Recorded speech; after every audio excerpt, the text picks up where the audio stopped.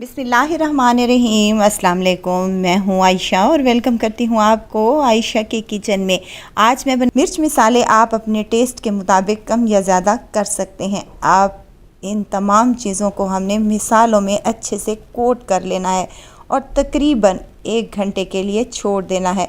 अगर आप तरीके से आपको बताऊँगी कि भिंडी इस तरह से बनाएंगे तो आप लोग खाते ही रह जाएंगे और इसी तरीके से बनाना पसंद करेंगे इंशाअल्लाह ताला।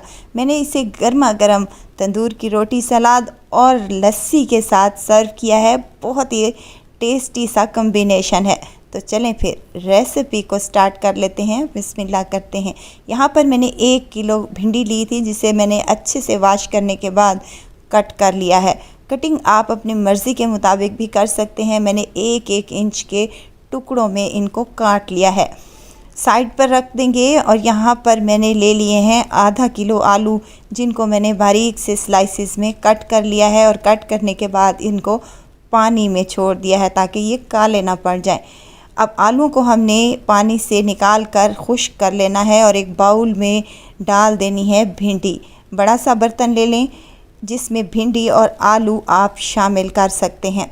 साथ के साथ मैं इसमें कुछ मिसाले भी शामिल करूँगी, जिसमें नमक हाफ़ टेबल स्पून जाएगा, हल्दी जाएगी 1/2 टीस्पून के करीब और इसमें खुश्क धनिया का पाउडर जाएगा 1 टेबल स्पून भरकर, लाल मिर्च का पाउडर भी जाएगा 1 टेबल स्पून और कुटी हुई लाल मिर्च 1/2 टीस्पून के करीब।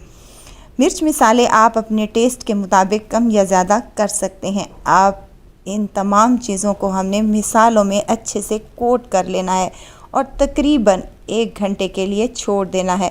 अगर आपके पास टाइम कम है तो आप इसको 20 से 25 मिनट के लिए भी छोड़ सकते हैं, कोई इशू नहीं है। मिक्स करने के बाद हमने भिंडी को तकरीबन 1 घंटे के लिए छोड़ दिया था और 1 घंटे के बाद मैंने यहाँ पर मट्टी की हांडी ले ली है और उसमें डाल दिया है 1 कप कुकिंग ऑयल का। ऑयल गर्म हो जाए तो 1/2 टीस्पून इसमें कलौंजी और 1/2 टीस्पून मेथी दाने का शामिल किया है। ज़ीरा 1/2 टीस्पून शामिल करेंगे, इससे अचारी फ्लेवर मिलेगा हमारी इस आलू भिंडी में। अब अच्छे से कड़कड़ा लेने के बाद हमने जो मिसाला लगी भिंडी है वो इसमें शामिल कर देनी है। फटाफट से बन जाती है। गर्मियों के हवाले से ये एक मज़ेदार सी रेसिपी है जिसमें आपको घंटों इंतज़ार नहीं करना पड़ेगा और घंटों किचन में आपको खड़ा भी नहीं होना पड़ेगा। ये फटाफट से बन जाती है। बस अब मसाला लगाएं, इसको फ्राई करें और आपकी आलू भिंडी तैयार हो चुकी है। इसको तकरीबन मैंने 10 से 15 मिनट तक अच्छे से फ्राई कर लिया है। मट्टी की हांडी है तो देर से गर्म होती है और देर तक गर्म रहती है। तो मैंने इसको लो फ्लेम पर अच्छे से फ्राई करने के बाद एक मीडियम साइज़ का प्याज कटा हुआ इसमें शामिल कर दें। ये बारीक टुकड़ों में मैंने काट लिया है और साथ ही मैं यहाँ पर 3 अदद मीडियम साइज़ के टमाटर भी शामिल करूँगी, जिसको मैंने छोटे छोटे टुकड़ों में काट लिया है।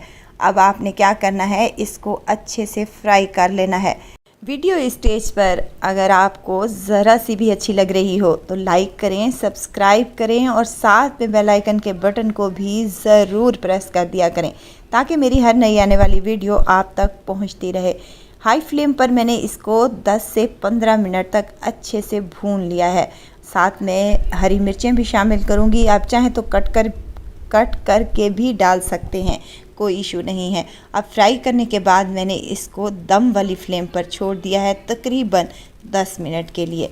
10 मिनट के बाद माशाल्लाह से मैंने इसका कवर खोला है तो इसकी लुक चेक करें, कितनी टेस्टी और मज़ेदार सी ये लग रही हैं और खाने में इसका फ्लेवर और टेस्ट बिल्कुल मुनफरिद है।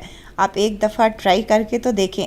अब आलू चेक कर लेते हैं। आलू हमारे गल चुके हैं। मैंने इसमें पानी का एक कतरा भी शामिल नहीं किया। फ्राई करते करते ही हमारी तमाम चीज़ें अच्छे से गल चुकी हैं। अब हमने क्या करना है, 2 अदद लीमू लिए हैं और उसका फ्रेश जूस निकालने के बाद मैंने इसमें शामिल कर दिया है लेमन जूस। इस भिंडी आलू में बहुत ही टेस्टी और बहुत ही कमाल का जायका देते हैं।